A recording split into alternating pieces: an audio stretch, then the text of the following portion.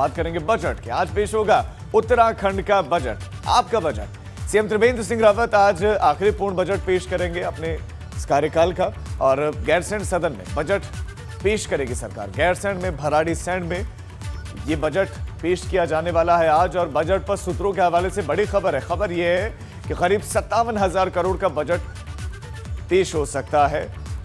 पिछली बार का जो बजट था उससे बढ़कर, उससे बड़ा ये बजट, लेकिन राजकोषीय घाटा उसका अनुमान कितना होगा, कोरोना का इफेक्ट, कोरोना का असर कितना होगा, इनकम और एक्सपेंडिचर के बीच में अंतर कितना होगा, तो ये जो है बजट में दिखेगा। और अब सीधा आपको गैरसैंण ही लिए चलते हैं। हमारे संवाददाता रवि कैंतुरा हमारे साथ इस खबर पर ज्यादा जानकारी के साथ जुड़े। रवि, पहाड़ की जो जनता है उनके लिए बजट आज पेश किया जाने वाला है। बजट पर किन किन सेक्टर्स पर ज्यादा फोकस हो सकता है?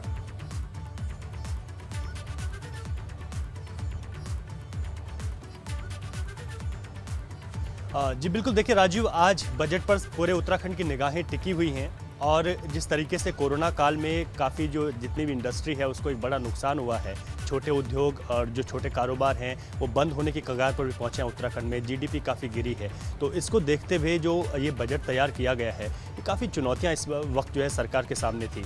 और साथ ही साथ ये त्रिवेंद्र सरकार का जो ये कार्यकाल का ये अंतिम बजट है, और ऐसे में ये बजट चुनावी वर्ष के होने के चलते सभी वर्गों को ध्यान में रखकर भी सरकार को पेश करना है। तो चाहे महिलाओं की हम बात करें, युवाओं की बात करें, उद्योगों को लेकर, और कोरोना काल में जिस तरीके से तमाम सेक्टर्स पर बड़ा प्रभाव पड़ा है, उन सब चीज़ों को किस तरीके से पूरा वापस उनको पटरी पर लाना है, इसको देखते हुए आज का जो बजट है वो तैयार किया गया है। तो ऐसे में ये इंतज़ार रहेगा कि कितना बजट आज उत्तराखंड को मिलेगा। और पिछले बजट सत्र की अगर हम बात करें तो करीब 53,000 करोड़ का बजट उत्तराखंड को मिला था। और ऐसे में चुनावी वर्ष भी है और त्रिवेंद्र सरकार इस बार बढ़कर इस बजट को पेश करेगी। लेकिन इस बजट में क्या कुछ खास होगा, किस तरीके से तमाम वर्गों का इसमें ध्यान रखा गया है, ये देखने वाली बात होगी। तो ठीक 4 बजे बजट पेश करेंगे जिस पर सभी की निगाहें टिकी हुई हैं। आप हमारे साथ रवि बने रहे, मैं आपके पास लौट रहा हूं। हमारे साथ हमारे उत्तराखंड ब्यूरो चीफ अजित राठी भी जुड़ गए हैं, वो फोन पर हमारे साथ हैं।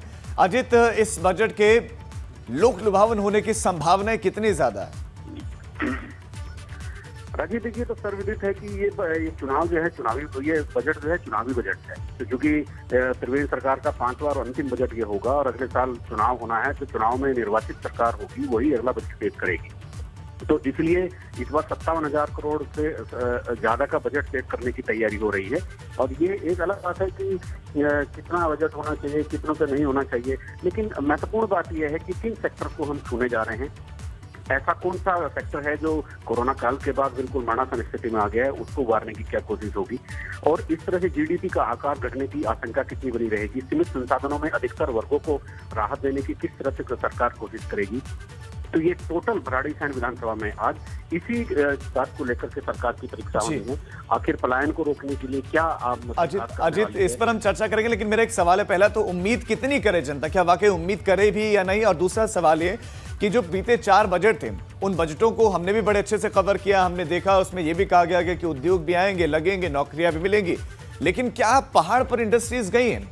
क्या पहाड़ पर कंपनियां खुली हैं जिन्होंने रोजगार दिया है लोगों को? राजीव, देखिए, चूंकि पहाड़ पर इंडस्ट्री का मसला बिल्कुल अलग तरह का होता है, वो क्लाइमेटिकली और एनवायरमेंटली बहुत संवेदनशील होता है। लेकिन जैसी योजना यहाँ पिछले 10-15 साल से बन रही है कि हैवी इंडस्ट्री नहीं तो कम से कम फूड प्रोसेसिंग, एग्रीकल्चर प्रोड्यूस से जुड़ी हुई इंडस्ट्री, और ऐसी इंडस्ट्री जो पर्यावरण को क्षति ना पहुंचाती हो, जो लघु उद्योग, कुटीर उद्योग है, तो उनको सबको ले जाया जाए। लेकिन उसमें ऐसी कोई बढ़ोतरी, ऐसी कोई बहुत एक कीर्तिमान स्थापित करने वाली बात कभी नहीं देखी गई। और सबसे खास बात राजीव ये है कि पहाड़ में पलायन रोकना, और पलायन के अलावा स्वास्थ्य और शिक्षा के ढांचे को मजबूत करना। अगर वहां पर हेल्थ सर्विसेज अच्छी होंगी, अगर वहां पर एजुकेशन अच्छी होगी, तो शायद पलायन को काफी हद तक रोका जा सकेगा। तो हर बार जब भी बजट आता है हम पलायन की बात करते हैं और हम सोचते हैं और हम ये कहते हैं, दावा भी करते हैं कि पलायन रोकने के लिए बजट में कोई ना कोई प्रोविजन होगा। लेकिन हमेशा यही होता है, हर साल ये हम सब यही गणना करते रहते हैं, उस तरह की चीजें आती नहीं। जी अजित, बहुत शुक्रिया आपका इस तमाम जानकारी के लिए। और रवि, आपका भी बहुत शुक्रिया, आप गैरसैंण में इस वक्त मौजूद हैं, आगे आपके पास आएंगे। तो आज बजट पेश किया जाने वाला है, उम्मीदें आप रख सकते हैं और शाम के करीब 4 बजे ये बजट पेश किया जा सकता है। तो उसके बाद ये स्पष्ट हो जाएगा कि आपके लिए इस बजट में क्या क्या है, बजट की बारीकी और बजट में आपके लिए क्या क्या है वो आपको यहाँ यानी कि एबीपी गंगा पर मिलेगा। अब आगे बढ़ते हैं।